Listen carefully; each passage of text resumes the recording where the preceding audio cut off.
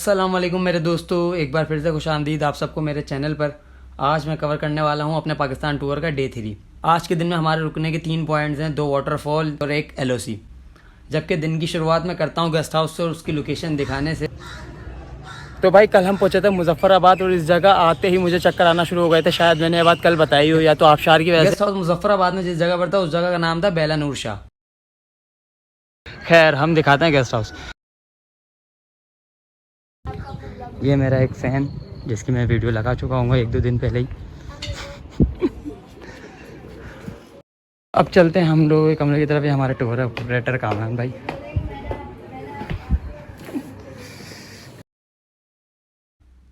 अब यहाँ मेरे गेट खोलते ही तलाल ने जिस तरीके का एक्सप्रेशन दिया ना, मुझे तो लग रहा था मैंने गलत टाइम पर गेट खोला है। और क्या लग रहा था हो रहा, अभी क्या बता रहा था, क्या लग रहा हूँ? ओल्ड मनी स्टाइल भाई, ओल्ड मनी। भाई रात तक इस बात का अंदाज़ा ही नहीं था कि सामने इतना खूबसूरत पहाड़ का नज़ारा है। अब मुझे बाकी के गेस्ट हाउस को भी देखना था, जिसके लिए मुझे अंदर वाले रूम्स में जाना था, जिसमें मेन प्रॉब्लम ये थी। और मैं चलता हूँ फर्स्ट फ्लोर पे। फर्स्ट फ्लोर वैसे लड़कियों का फ्लोर है, तो कैमरा आगे पीछे करना पड़ेगा मुझे, या लाइव बेइज्जती भी हो सकती है। तो ऐसा कोई करेगा नहीं, इज्जत बहुत है भाई। इज्जत है, हाँ इज्जत है थोड़ी। अभी तो मैं गेस्ट हाउस का अंदाज़ा सिर्फ अपने ही नीचे वाले रूम से लगा रहा था, लेकिन ऊपर आने के बाद मुझे समझ आ गया था कि किसी भी रूम की विंडो से पीछे वाले पहाड़ का नज़ारा क्या बेहतरीन आ रहा होगा। मतलब A1 गेस्ट हाउस है भाई। सर कहाँ निकलने की तैयारी है अब? बस अब हम लोग जाएंगे केल की तरफ, और अभी यहाँ से बीच में कुछ वाटरफॉल्स हैं, लाइन ऑफ कंट्रोल है। आप नहाएंगे?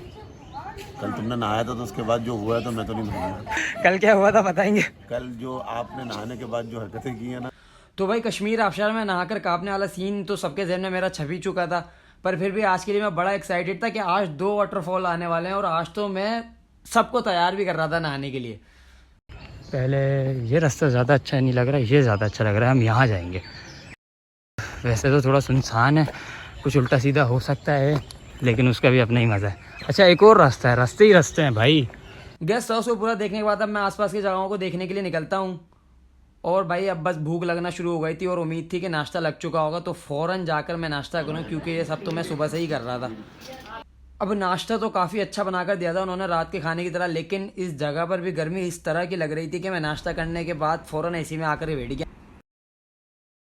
10 बजे से पहले पहले हम यहाँ से निकल जाते हैं, शुक्र है, क्योंकि मुझसे तो वेट ही नहीं हो रहा था भाई आबशार पर पहुँचने का। मुजफ्फराबाद से अब हम निकल चुके थे, और जिन जगहों से हमारा गुजर हो रहा था उनका नाम कुछ यूँ था, मायरा और पटिका, पता नहीं क्या क्या नाम थे।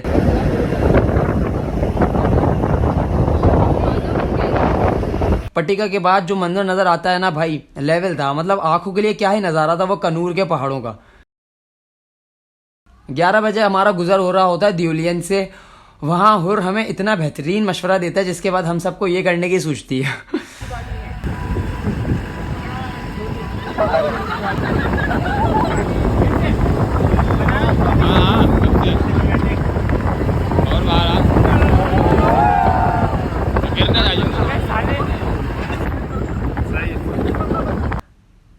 मैं तो सजेस्ट करूंगा एक दफ़ा इस सीन को आप लोग दोबारा म्यूट करके देख लो। खैर हम 11:15 बजे तक पहुंच जाते हैं पहले पॉइंट पर अपने, जो था धानी वाटरफॉल। और पहुंचते ही सबसे पहले मैंने तलाल ने इरादा किया कि पानी से दूर रहकर पिक्चर्स ले लेते हैं ताकि शूज़ बचे रहें, बाद में वाटरफॉल पर जाएंगे। देख रहे हो मैं इरादे कर रहा हूँ ऐसे। और यहाँ पूरी कैलकुलेशन करने के बाद जम लगाई, जो कि पूरी की पूरी नल्ली जमती। अब अगर आपका मन चीख चीख कर बोल रहा है अबे आज का पहला पॉइंट तो दिखा दे, तो ये लो मेरे दोस्तों धानी वाटरफॉल।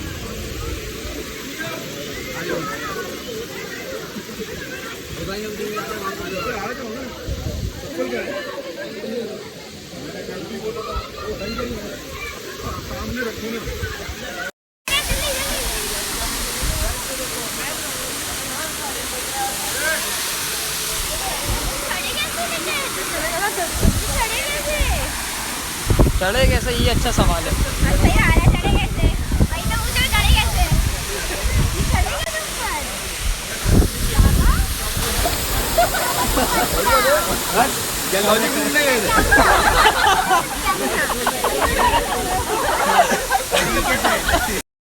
अब ये नहाने के लिए था तो बेहतरीन, और सब कोशिश भी कर रहे थे थोड़ा बहुत गीला होने की, जो मेरे लिए खुशी की बात भी थी।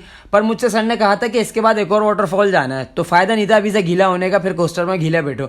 इसलिए मैं सबको कह रहा था कि अभी रहने दो, नेक्स्ट वाले पर नहाएंगे। तलाल भाई तो भाई इस आबशार पर पूरा फिदा था, मुंह खोलकर गिरते हुए पानी को पीने की भी कोशिश कर रहा था, लेकिन उसे क्या पता था कि पीछे से मैं अपनी चप्पल से कीचड़ उछाल रहा था।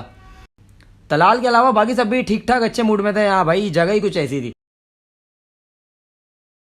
अबे भाई तेरे जूते अकेले पड़े हैं वहाँ पे। क्यों, दोनों एक साथ नहीं है क्या? नहीं, साथ ही।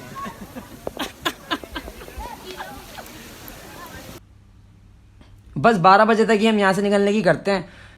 सारे आगे निकल कर जा चुके थे जब मैं जूते पहनने बैठता हूँ। वैसे गर्मी यहाँ पर भी बहुत ज़्यादा थी, खड़े खड़े बंदा गीला भी हो जाए और काला भी हो जाए। क्या बोला तूने? मैं तो पहले ही काला हूँ। फिर भी चाय पीने वाले तो चाय पीकर ही मानते हैं हर हाल में। यहाँ तो मेरा चाय का मूड कुछ खास था नहीं, ठंडी करने की ही सोच रहा था, तभी नज़र पड़ती है फ्रिज में रखे एक आइटम पर। देख रहे हो तुम, फ्रिज के अंदर कूलर रखा हुआ है, देख रहे हो तुम? नजर आया? नहीं नजर आया? और सामने तुम्हारे कूलर इसको दिख गया। ये हमारा कूलर। अब धानी वाटरफॉल से निकलने के बाद हमें जाना था सेकंड आबशार पर, जिसके लिए मैं फुल एक्साइटेड था। पर हम आबशार पर डायरेक्ट जाने के बजाय अपने सेकंड पॉइंट एलओसी पर रुकते हैं। मैं सर को देख तो कुछ ऐसा रहा था, लेकिन चलो लास्ट पॉइंट तो आबशार ही है, जो कि अच्छी ही बात है। बस आधे घंटे में ही तकरीबन हम पहुंच जाते हैं एलओसी, जो सेकंड पॉइंट था आज। यहाँ से हमें तनतनाता हुआ इंडिया और इंडिया का झंडा नजर आ रहा था। लास्ट नाइट ही India T20 world cup final जीता था, तो उसके लिए बच्चे ने कुछ पैगाम देना था।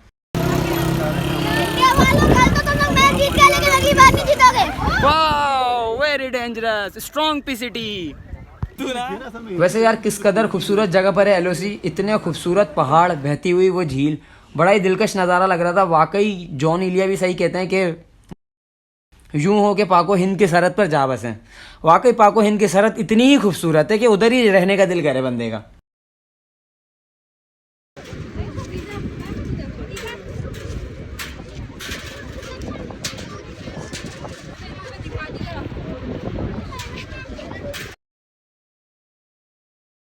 हाँ और भाई चलना है जिहाद पे अभी? जिहाद पे नहीं, फिलहाल जिहाद पे चलना है। मैं इंडिया की तरफ से लड़ूंगा। मकसद नहीं भूलना भाईजान।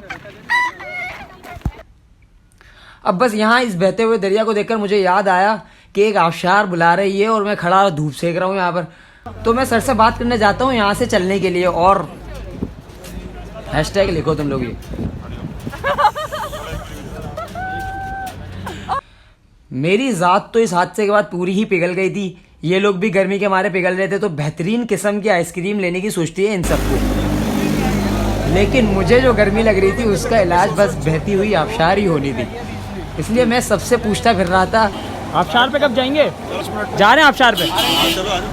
मुनीफ भाई आबशार पे कब जाएंगे? और ये थी हमारी बेहतरीन किस्म की आइसक्रीम पिघली हुई गर्मी से। एक तरफ तलाल को आइसक्रीम का गम था और दूसरी तरफ मुझे नहाने का मौका ना मिलने का गम था। बस 1 बजे के करीब हम यहाँ से भी निकल जाते हैं। वैसे रास्ते पर हमारी गाड़ी काफ़ी देर तक रुकी भी रहती है, क्योंकि तलाल भाई को अपने लिए सिम निकलवानी थी एस्कॉम की, जो कि पूरे टूर में कहीं भी काम नहीं आई उनके।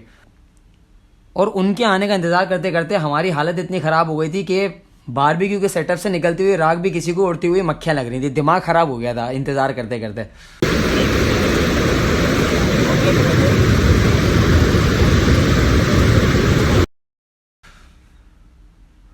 फिक्स 3 बजे हम पहुंचते हैं कुंदलशाही वाटरफॉल,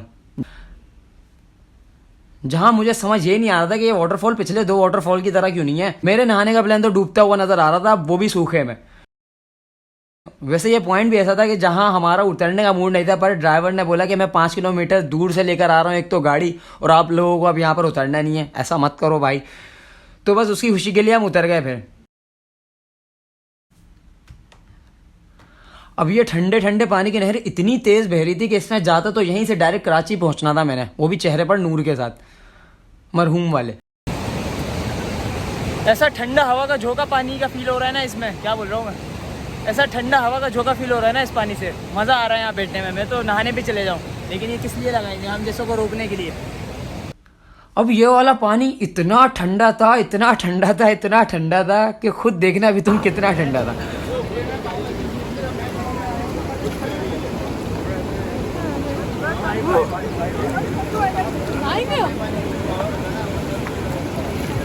ऐसा हो रहा है जैसे मगड़ जाए, पाँव अगड़ रहा है पूरे।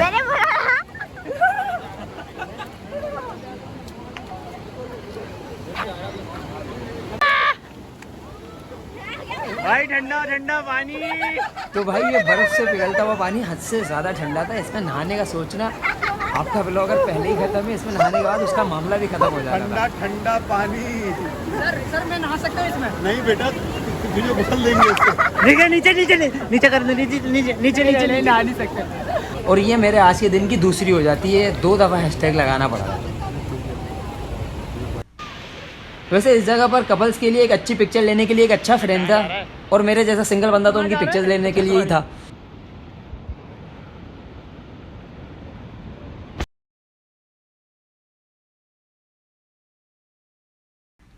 चलो भाई 4 बजे तक हम यहाँ से भी फ्री हो जाते हैं। बस अब तीनों पॉइंट आज के कवर हो गए, और आज आबशार में नहाने का सपना सपना ही रह गया।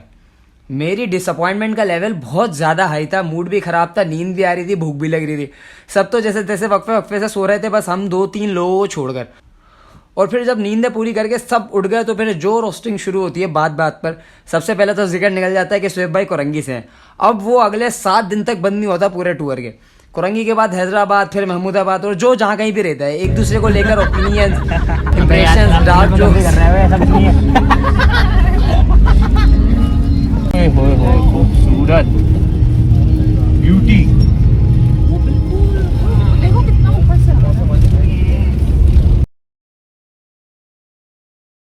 मूड फिर कुछ सही भी हुआ कि अब अकेले नहीं जागना पड़ रहा था, लेकिन भूख इंतहा की लग रही थी और हमें जाना था शारदा वैली। ये रास्ता कोई आराम से 3.5 घंटे का था और बहुत लंबा सफ़र लग रहा था भूख में भाई। 5:30 तक हम शारदा में एंटर होते हैं। और भाई अब मैं इस व्लॉग को यहीं एंड कर रहा हूँ, क्योंकि शारदा वैली से जो टूर स्टार्ट होता है ना, वो बहुत ही ज़्यादा अच्छा मेरे लिए और मेरे दिल के बहुत करीब है। कज़ यहाँ से पार्क टूर जैसी वाइब आना स्टार्ट होती है, वरना अभी तक तो कराची के मौसम वाली वाइब थी मेरे तीनों व्लॉग्स में। वही गर्मी और वही सब कुछ। वो जो तफरी मैंने खुद कर ली, हमने खुद कर ली तो ठीक है, पार्क टूर जैसा मज़ा अभी नहीं आ रहा था। तो चलो भाई अब मेरे नेक्स्ट व्लॉग का इंतज़ार करो, जहाँ से तफरी शायद कम हो जाए व्लॉग्स में, क्योंकि टूर का असर होना शुरू हो जाता है अब। और भाई और बहन, बेस्ट पार्ट व्लॉग के कमेंट करो। डे 2 के व्लॉग में मुश्किल से 8-9 कमेंट्स आए थे बस।